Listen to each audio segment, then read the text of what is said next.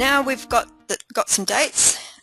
We need to keep the date, and it's really not a party till you hold it. Like we mentioned, you could start a week off with 4 or 5 parties in your diary, and by the end of the week have none. I think my worst one ever, I had 8 bookings at the it was for the month. I started the very first week of the month with 8 in my diary. By the end of the first week I had none.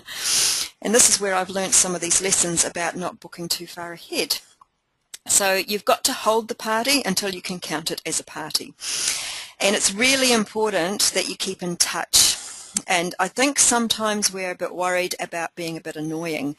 And keeping in touch does not equal being annoying unless you call every second day, in which case, yes, you will be being annoying. So just think about how it would be for you.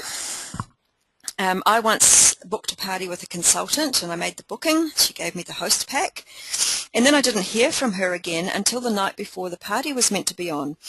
Now, I tell you what, by this stage I really wasn't feeling confident that she was going to turn up or that she even remembered, and so by the night before I had not invited anybody, and when she rang I told her I wasn't going ahead. Now, she possibly got off that call annoyed that she'd had another cancellation, not realising that actually she'd caused that, because I think it's fair enough.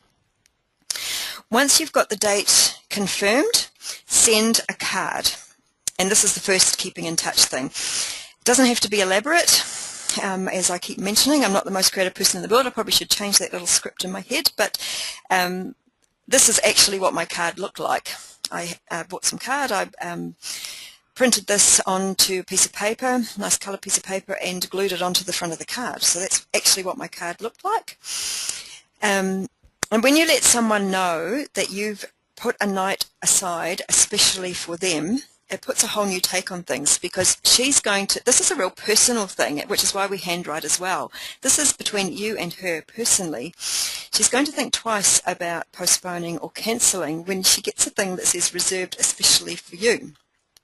Now, what I wrote on the inside of this was important as well, and I'll share basically what I wrote.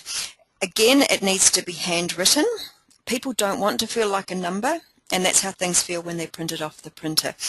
Now, if you've got a really busy business and you're doing 6 or 7 parties a week, I do understand that this is a bit of a job, but you can actually even pay someone to do it. No one knows what your handwriting's like. As long as you find someone that's got good handwriting, get someone else to do it.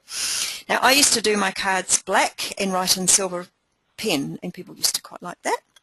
So let's just go through the wording first of what I was to put. Thank you for booking your party on the date, which I have reserved especially for you. I'm looking forward to seeing you again and meeting your friends. I'll arrive half an hour before your guests so that they can be set up and ready for when they arrive. So I can be set up. I'll call you closer to the date to see how you're getting on. In the meantime, don't hesitate to call me. So it doesn't really say too much, the card, but the important thing is reserved especially for you.